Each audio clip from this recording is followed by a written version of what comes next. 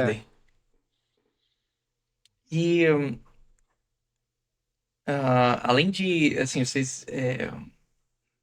a Bell Studio tem sites próprias, trabalha também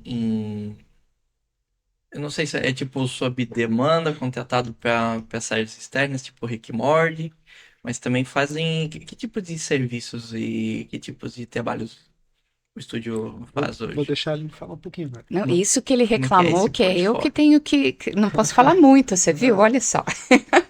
Não, à vontade, pode roubar a cena. Então, a gente presta serviços em várias etapas da produção e de várias formas, porque cada projeto de animação ele tem um composto, né? Então, assim, quando nós trabalhamos no Peixonauta, por exemplo, veio para gente a solicitação de olha, a gente precisa de animação. Então, eles criavam lá na TV Pinguim a ilustração de todos os personagens, o pacote de rig, todos os cenários, todos os props, faziam a gravação de voz, faziam já todos os animatiques, tudo, e mandava para gente só a etapa de animação. Então é bem um recortezinho, porque quando a gente fala numa produção de animação, a gente tem várias etapas, né? Vamos começar lá, tá, ok, vamos começar do zero. Como é que a gente começa isso tudo? A gente começa criando um universo, né? Quem são esses personagens, onde eles vivem, como é que eles interagem, tudo isso, né? Então, isso é um tipo de trabalho, envolve criador, roteirista, pessoal de texto. Em seguida, você vai passar para o pessoal de arte. Pode ser pessoas diferentes ou podem ser pessoas complementares, né? Enfim, que tanto escrevem quanto desenham, né? E a partir daí você tem vários processos, porque tem a gravação, todo mundo fala assim: ah, quem é o dublador de tal personagem? O pessoal que trabalha com voz original fica doido, né? Porque no Brasil, o que sempre foi muito normal pra gente?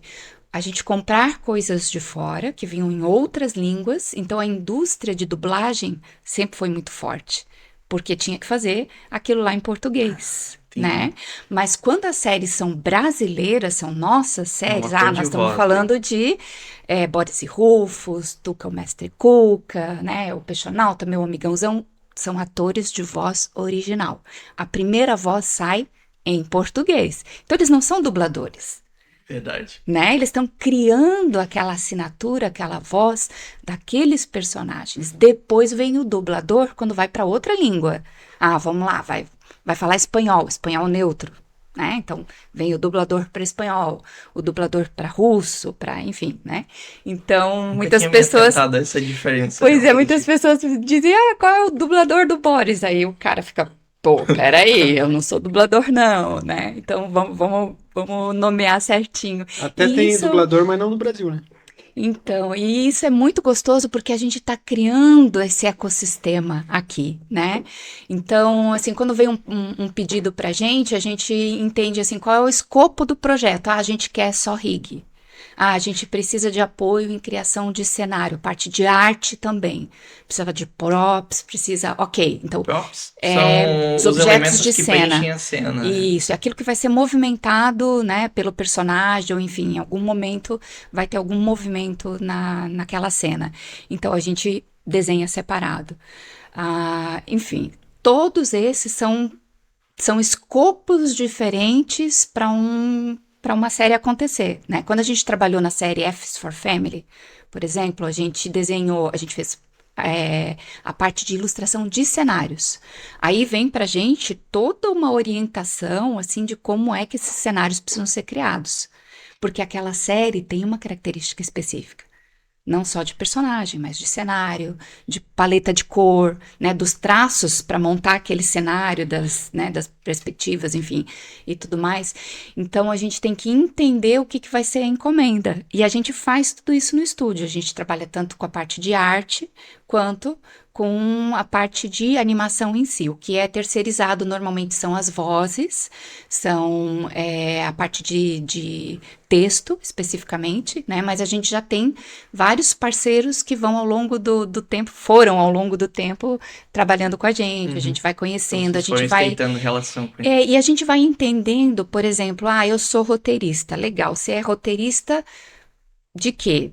de novela, de filme, né? Vamos falar amplamente. Quando a gente fala de desenho animado, a gente tem uma característica que é a faixa etária, que é muito importante. Eu escrevo roteiros para crianças bem pequenas. Então, nós temos a faixa pré-escolar, a gente tem a faixa bebezinho, né? Que é lá, vamos falar de Teletubbies. Você lembra de Teletubbies? Lembro. Existiu os Teletubbies, Difícil olha só. esquecer, né? Então, olha É muito só. legal. Teletubbies é uma faixa que é bebê, né? Onde os bebês, qual a característica para escrever para bebês? Bebês gostam de ver muito rostinho, expressão, gosta de música, né?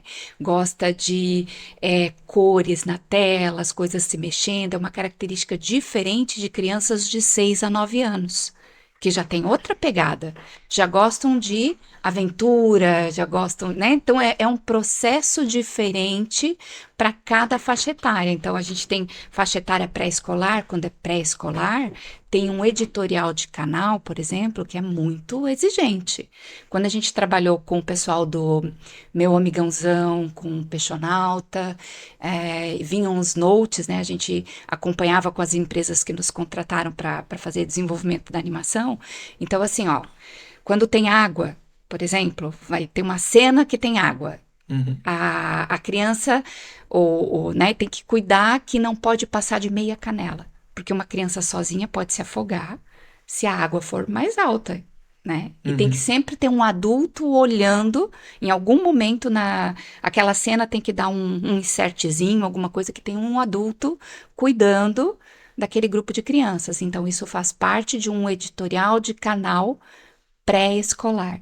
Então, cada um deles tem as suas características específicas. Então, o roteirista também precisa dominar aquela faixa etária para o qual ele vai escrever. Então, não quer dizer que uma pessoa que, eu escrevo para crianças.